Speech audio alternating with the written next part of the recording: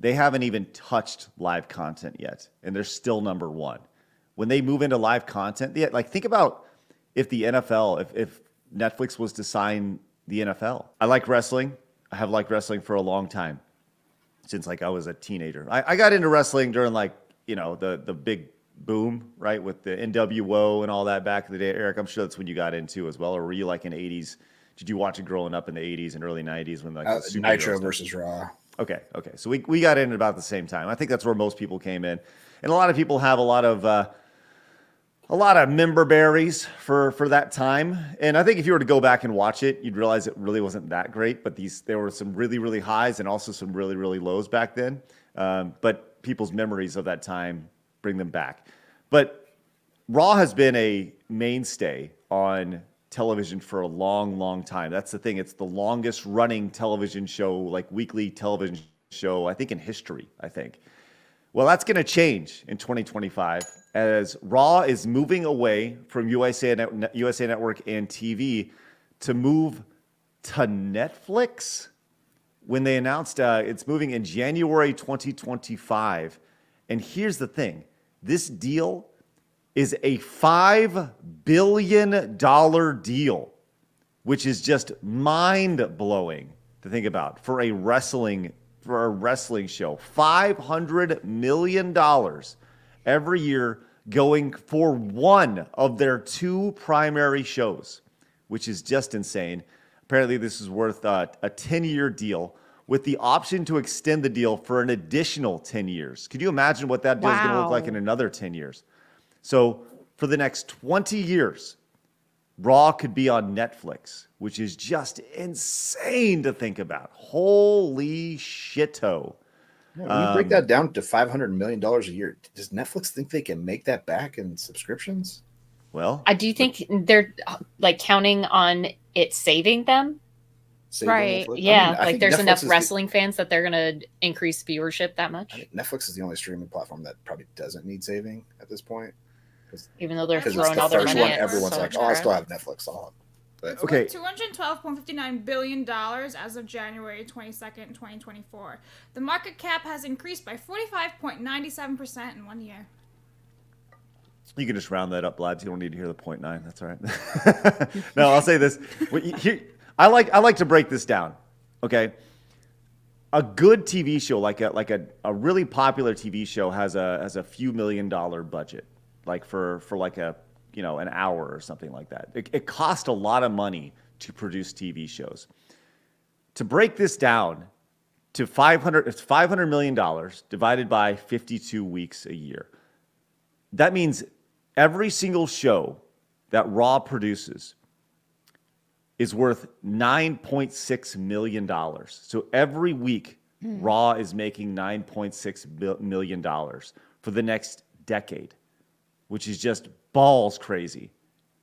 Every day, and to put that even further in perspective, if you were to break it down per day, Netflix is paying them $1.4 million a day for the rights to Raw over the next decade.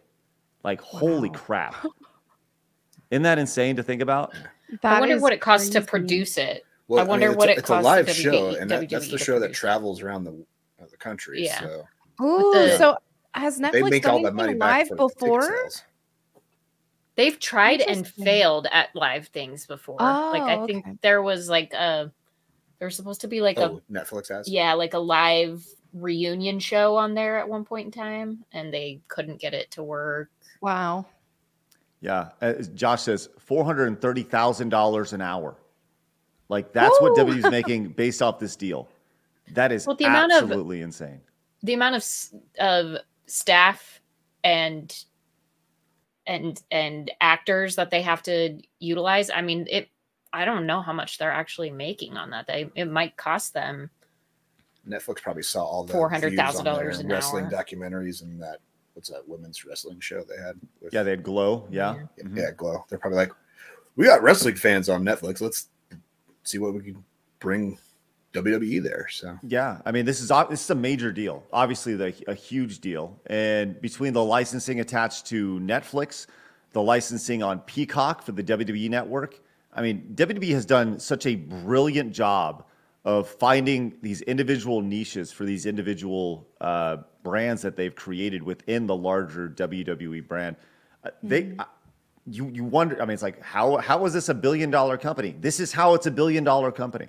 Like on a week-to-week basis. And yeah, there is tremendous cost associated with talent and organization and everything you see behind the scenes, merchandising and blah, blah, blah, blah, blah. But holy crap.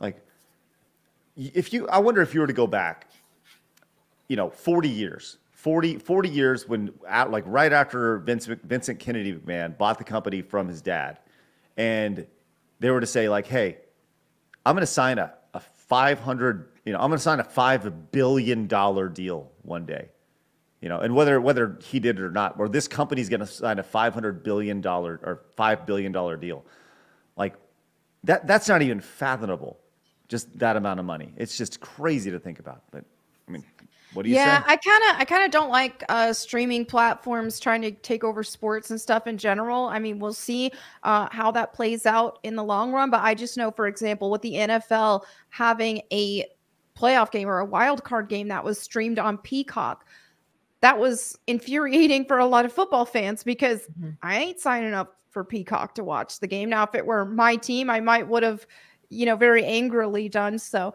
But yeah, I don't like it. Yeah. Not a fan of that because there's so many different streaming platforms. The only reason we signed up for these things in the first place is because it's cheaper than cable, but because now there's multiple ones and only select exclusive shows or things get on this channel or this one, then now it's costing just as much as it did to have cable to have all of these streaming platforms. It's insane. Well, that NFL game that was on Peacock was a really big test for everything. What they did with that was they put that out there, and that broke streaming records. We talked about that on the show. I think 23 million people watched that stream. Really? Yeah. Now, wow. to put that in perspective, Peacock has 30 million subscribers. 23 million people watched that show. So 2/3 of their subscribers, over 2/3, 70% were watching the NFL. That just tells you the brand power that the NFL has. And that was on a wild card game, which is, it's a big deal, but it's not like the Super Bowl or something, which brings us to I've actually heard this tossed around. How long before the NFL says the Super Bowl is going to be pay-per-view? Oh, I think you'd see government interrupt that first. I mean, there was congressmen talking about the Peacock thing because the NFL has always been free over the airwaves. So, somebody's always paid for it. It's been just free, advertising. Yeah, right. But it's either been advertising or somebody pays for the rights. The idea is you pay for the rights, then you make your money back through selling that said advertisement. People go, how come the Super Bowl has ads cost $4 million for 30 seconds? Well, it's because somebody pays the NFL X number of dollars and they got to make that money back. That's why it costs so much on a year-to-year basis. But this, making $500 million annually just from WWE subscriptions on Netflix is just mind-boggling, just absolutely mind-boggling. And it goes back to what were the subscription numbers for the WWE network when they came in? They had a couple million subscribers, maybe, like when it capped out. Blab, see if you can find that. The most amount of users that the WWE network had before they shuttered that for a licensing deal for Peacock.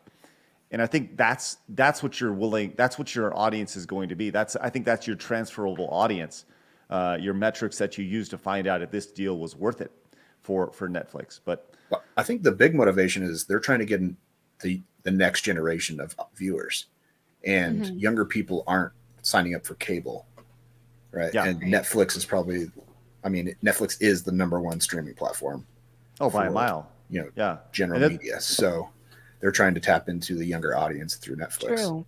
And that's also why the NFL is pushing all this Taylor Swift bull crap. They're trying to reach the younger people. Also, you can't convince me this Taylor Swift, Travis Kelce thing isn't a set up relationship. I still believe that. Talent agency. Yeah, I still believe that. So the WWE Network had 1.5 million subscribers by October 30th of 2020. Okay, so they had 1.5 million subscribers. paying $9.99 a month. That was the big thing. It was so $10 a month. So they're making about 15 million bucks a month. 15 million bucks a month.